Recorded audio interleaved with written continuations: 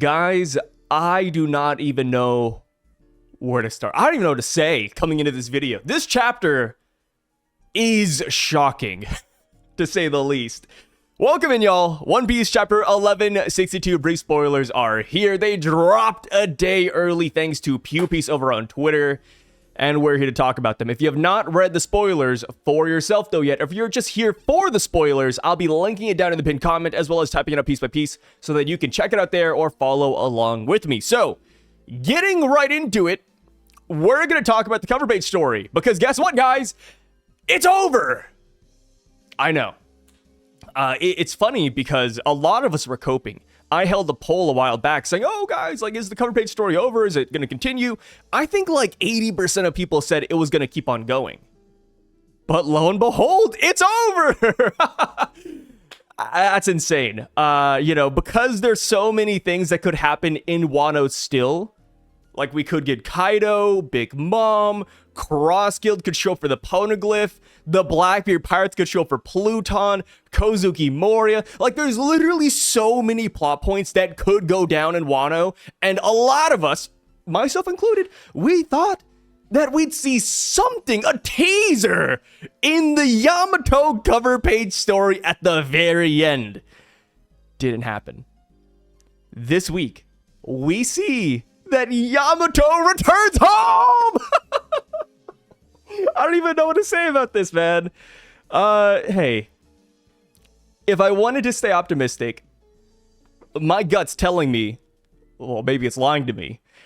It's telling me that this is because Oda wants to show us what's going to happen in Wano in real time. He's going to show us in the chapter. He's not going to beat around the bush in a cover page story where there's no dialogue box. No.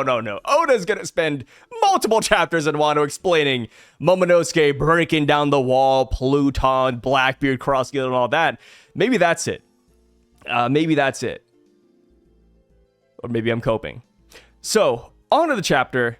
The first plot point we get is that Rox has successfully saved Teach and his wife Eris, and they're leaving the island. I don't know how they're leaving. Maybe they take a small ship. Maybe they haven't left yet.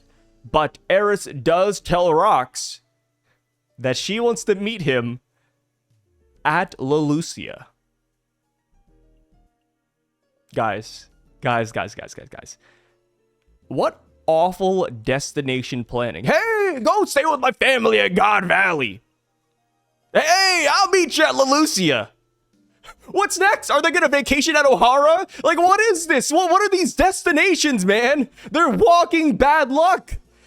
Yeah, obviously Leloucia doesn't get blown up for 38 years, but still, how do you choose two islands back to back that get evaporated, man? I don't get it. Of course, I don't know what happens to Eris current day. Is she still alive? Was she still at Leloucia when it got deleted? Is she with Dragon right now because they did save some Leloucia citizens? Did she perhaps leave the island eventually, or did she never make it to Leloucia? We still do not know yet. You know, Eris's fate, I think, is still wishy-washy. But yeah, I would love for you guys to weigh in. What happens to Eris? Is she still alive current day, or no, is she cooked? And if she's cooked, when did she get cooked, right? I think that is a valid thing to ask. So, on to the second plot point. We see that Big Mom has successfully beaten Ivankov for the Azure Dragon Devil Fruit. But Kaido wasn't who Big Mom was initially going to give it to. Granted, it was never stated that Big Mom was going to give Kaido the dragon fruit. She said she was going to give him one of the fruits, but she didn't say this one specifically. Apparently, it was intended for a Katakuri. That is right. Katakuri was going to get the freaking Azure Dragon Devil Fruit. I think that's a great candidate, to be fair. You know, Katakuri is a very strong fighter. I think the fruit would kind of suit him. I hesitate on that because I just see him as the Mochi Man now, but yeah, apparently Big Mom wanted it for her eldest son or one of her eldest sons, but Kaido ambushes her and he eats the devil fruit immediately. You know, he's literally like the meme where he's just gobbling up the first fruit he sees. He is down for it. Of course, this is a little bit of a retcon. which this happens every now and then, right? But in Katakuri's Vivre card, it's stated that Katakuri ate his devil fruit at 5 years old. As of this flashback, Katakuri is 10 years old, so he should already have his devil fruit.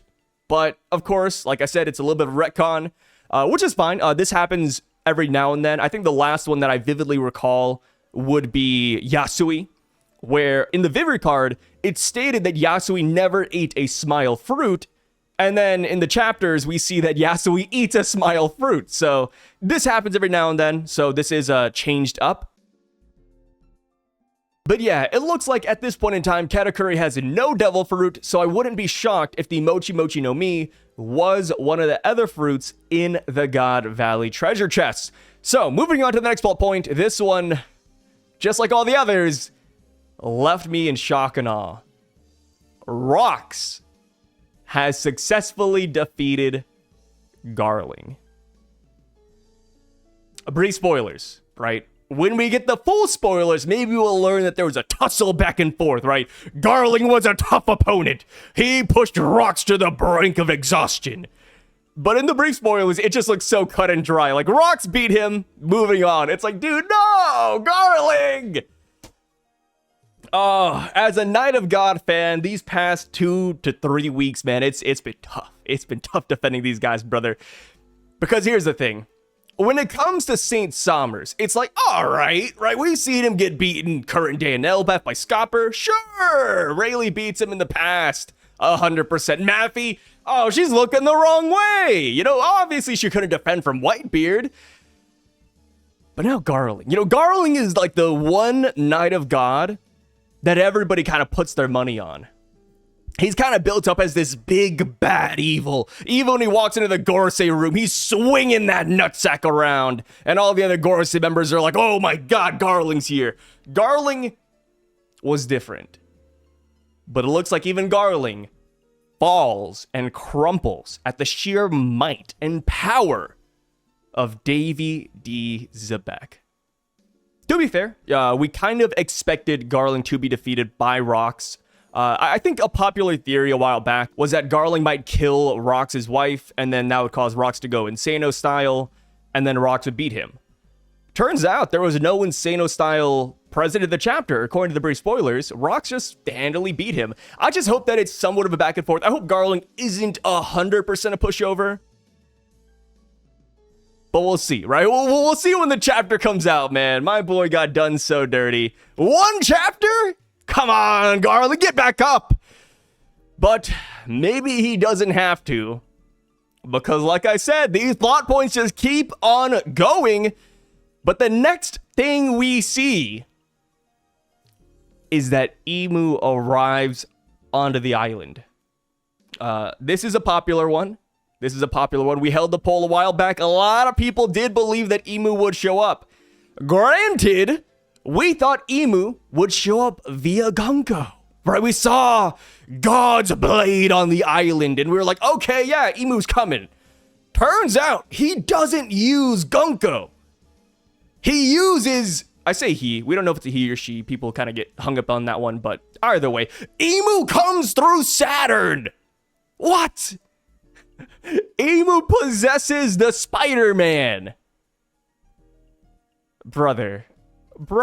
So it looks like this is an ability that Emu can use on just about anybody, right? If you're tethered to Emu's powers, you can get possessed. So I'm assuming Garling could get possessed, Somers could get possessed, Killingham could get possessed, all the other Gorosei could get possessed. It's not a Gunko exclusive thing, which is a massive reveal. One thing I'm kind of curious about right now is, what does Saturn look like?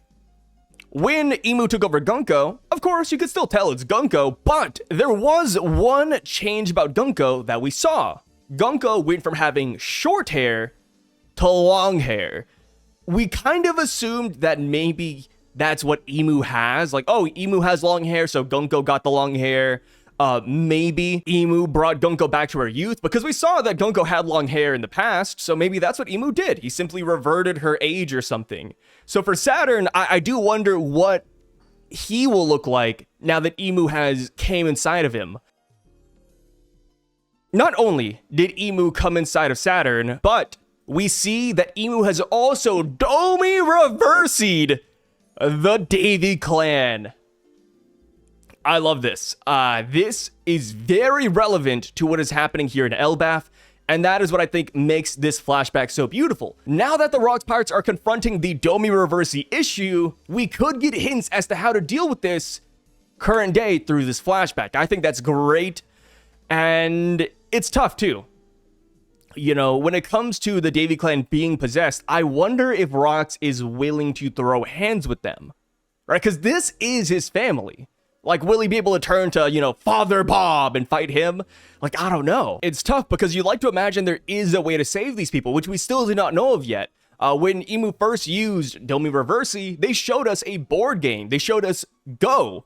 So, you know, if you're flipping the pieces over to black and white, maybe there is a way to turn these Davy clansmen back to normal. We just do not know how to do that yet, though. We have theories, but that's about it. So hopefully Rocks and the gang figures something out.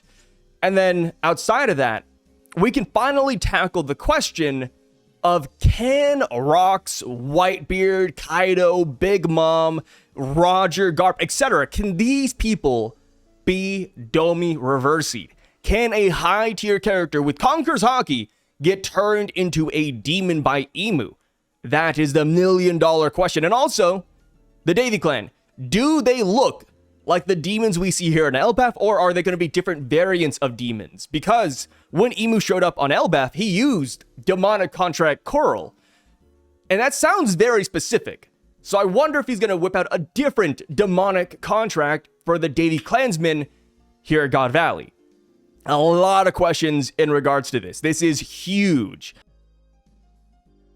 This is also where we end the chapter. Whitebeard, Kaido in his dragon form, and Rocks are now confronting Emu.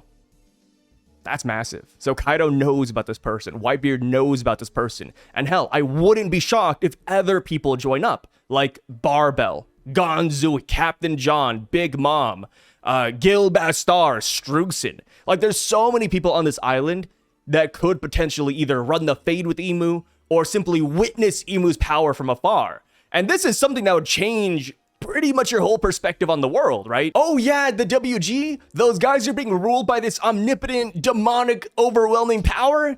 Yeah, maybe we don't go after the One Piece. Maybe we don't fight the Celestial Dragons, right? Brother, there are just so many characters here at God Valley that could see Emu, right? We got the Rogers, the Garps, the Dragons.